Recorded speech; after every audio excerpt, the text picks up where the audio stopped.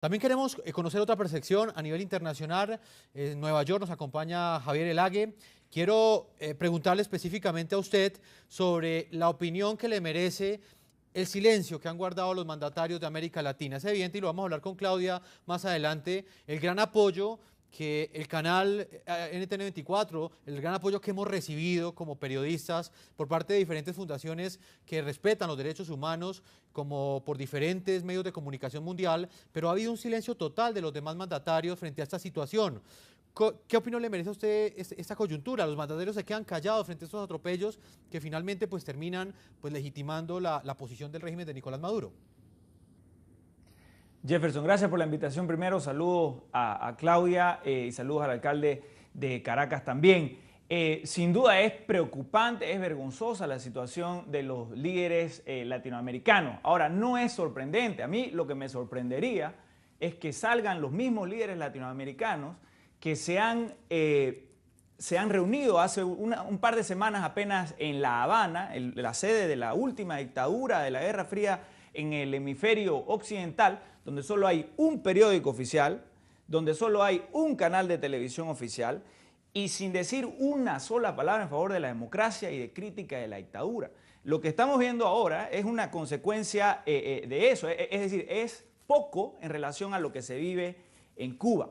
Nosotros nos dedicamos en Human Rights Foundation, en HRF, a estudiar este fenómeno de lo que ocurre hoy en Venezuela, lo que ocurre en Cuba, pero no desde una perspectiva ideológica enfocada a América Latina. Nosotros estudiamos los 190 países que existen en el mundo y vemos similitudes entre lo que entre lo que ocurre en Venezuela hoy con lo que ocurrió el año pasado en Kazajistán o ocurrió en Perú en la década de los 90 bajo el gobierno de Fujimori. Le explico. Venezuela en este momento está en el umbral de pasar de ser un autoritarismo competitivo, es decir, un gobierno abusivo, que amedrenta, que asusta, pero que permite que la oposición se asocie, que sea legal, que haya uno que otro canal de televisión. Está a punto de pasar de ese umbral a convertirse en una dictadura completa, en algo que se llama un autoritarismo completo, donde ya hay un partido único, donde no se permite ya ningún tipo de participación legal de la oposición y donde ninguna voz disidente,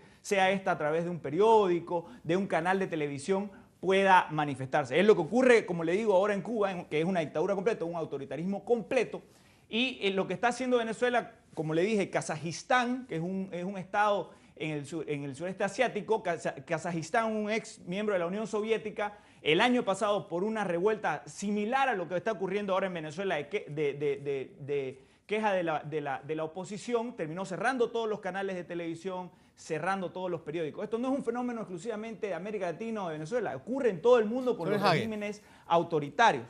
Permítame, antes de ir con la señora Sonia Osorio, quiero preguntarle a Claudia precisamente ese mismo punto.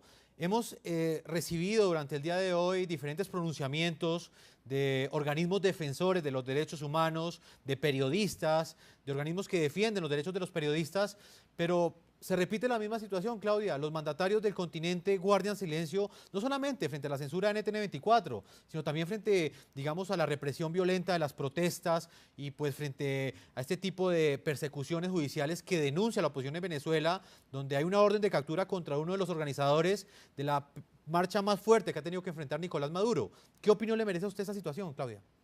Es gravísimo porque son una cantidad de hechos y de sucesos que se juntan, que suceden, que obviamente generan la indignación de quienes creen en las democracias y en quienes creen que los principios democráticos son el rector de nuestras sociedades y quienes están en su pragmatismo político.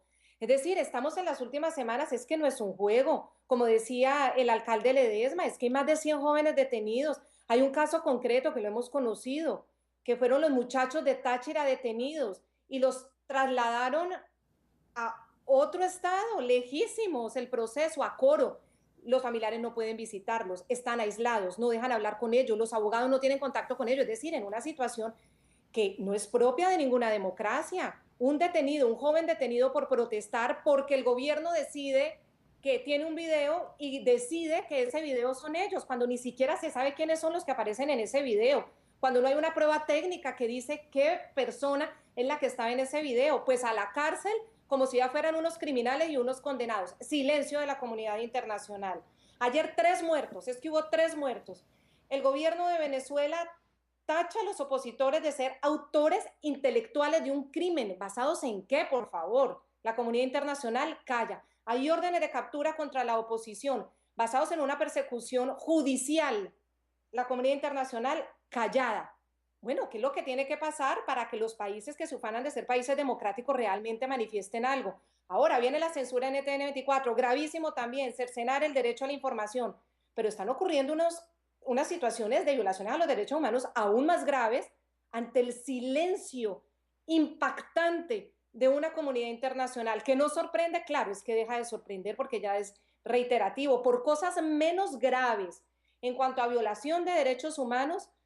Por ponerle solo un ejemplo, UNASUR ha convocado a todos los presidentes, han llegado corriendo. Para unas cosas hay que intervenir, pero para otras cosas son unos procesos internos normales de un país como si fuera una democracia. ¿A qué juegan? No sabemos. A intereses, al poder, a hechos concretos, a políticas concretas, a quedar ante el mundo como unos grandes diplomáticos, no lo sabemos. Pero que hay un silencio abierto de la comunidad latinoamericana frente a un régimen que cada día camina más hacia el autoritarismo es un hecho. Señor Ledesma, rápidamente, antes de salir a este primer bloque a comerciales, ¿cómo se sienten ustedes frente a esta situación? Hoy nosotros como periodistas, de alguna manera estamos experimentando ese sentimiento que ustedes han enfrentado muchas veces y tiene que ver con ese silencio que de alguna forma legitima unos atropellos que se están cometiendo contra la democracia, porque son atropellos, hay que calificarlos. El cercenar un medio de comunicación, cercenar la libertad de expresión es un atropello contra la democracia y eso no tiene que ver con ninguna ideología. En el caso de ustedes, ¿cómo ven ese silencio que han guardado los mandatarios del continente americano frente a la situación que enfrentaron ustedes el día de ayer? Sí, bueno, nosotros pedimos una solidaridad oportuna de la comunidad internacional. No queremos un pronunciamiento post-mortem. Y con esto quiero decir que los venezolanos no estamos pidiendo piedad ni compasión. Estamos pidiendo solidaridad de organismos internacionales. Y cuando digo no queremos un comunicado post-mortem, no esperen, señores de la comunidad internacional, que terminen de liquidar la democracia para que entonces escuchemos el coro de voces de quienes están obligados a defender la libertad de expresión, los derechos humanos, el derecho a la vida. Yo le digo a Maduro, que habla de la paz, ¿por qué no da una señal clara de que de verdad usted cree en la paz y desarma a los grupos violentos? Ustedes han venido haciéndole apología a la violencia. Ustedes han venido armando grupos que le han cegado la vida a muchos venezolanos en el país. Usted, Nicolás Maduro, que habla de un golpe y pide solidaridad del gobierno de Argentina, del gobierno de Cuba, del gobierno de Nicaragua, si usted habla de un golpe, yo lo emplazo para que usted diga quiénes son los militares, cuáles son las guarniciones militares de Venezuela que están conspirando contra su gobierno. Porque no son los estudiantes. Estudiantes con piedras y con consignas no tumban gobierno. Los que dan golpes de Estado son precisamente los factores militares. Diga usted, diga con nombre y apellido quiénes son los militares que están conspirando, que están propiciando un golpe de Estado. Permítame, vamos a una... Derecho a la manifestación pacífica le adviertes. Si hay hechos de violencia, tú eres el culpable. ¿Pero quién genera el hecho de violencia? ¿El manifestante, el joven o los comandos que llegan a desestabilizar? Es muy cínico, confunde. Y en este momento, a los que de pronto nos están viendo, que son personas que quieren al régimen de Maduro, que lo apoyan, que lo respaldan, valdría la pena que alguna vez abrieran sus cabezas y pensaran realmente quién es el que genera esta violencia. Somos nosotros los que incluso estamos informando sobre su propia realidad, sobre el desabastecimiento, sobre lo que está sucediendo en Venezuela, sobre la falta de seguridad. ¿Cuántos crímenes no se cometen? ¿Somos nosotros los que generamos la violencia o quién es el que realmente genera esa violencia? Valdría la pena también reflexionar sobre eso. Sobre esa reflexión voy a preguntarle a Javier Hague, director legal de la Human Rights Foundation, antes de irme al segundo corte a comerciales. ¿Cómo analiza usted esta postura que ha tenido el régimen chavista, el régimen de Nicolás Maduro, frente a culpar a un medio de comunicación de los actos de violencia? ¿Cree usted que esto responde realmente a una opinión que tiene el régimen o esto esconde una cortina de humo, como muchos han pensado, que estaría escondiendo los orígenes reales de esta protesta, que no son otros sino la crisis económica que vive Venezuela, el desabastecimiento, la inseguridad, la represión. ¿Cómo analiza usted este pronunciamiento que hizo Elías Jawa?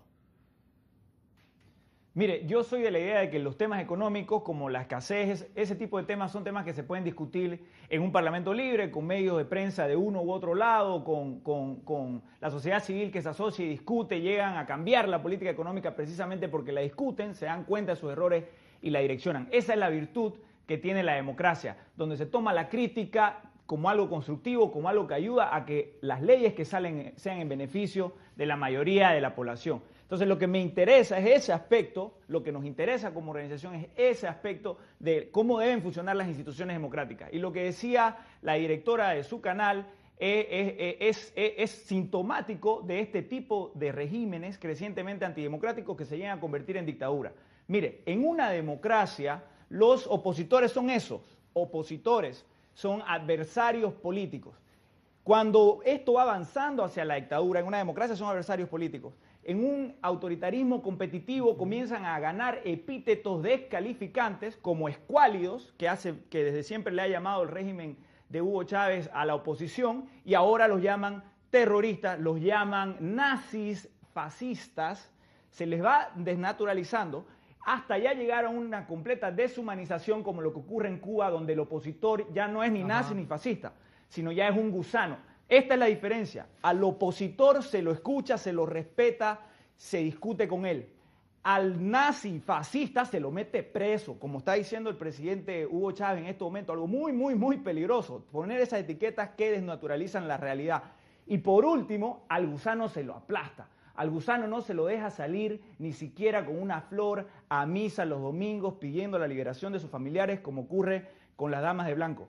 Esa es la diferencia entre una democracia, un régimen que se está convirtiendo en una dictadura como Venezuela y una dictadura completa donde la gente puede desaparecer por miles, como desapareció en la Argentina en los años 70, y el gobierno miente públicamente en el único canal de televisión que transmite y dice nadie se ha muerto, aquí no sé qué dicen, hagamos Copa del Mundo en 1978.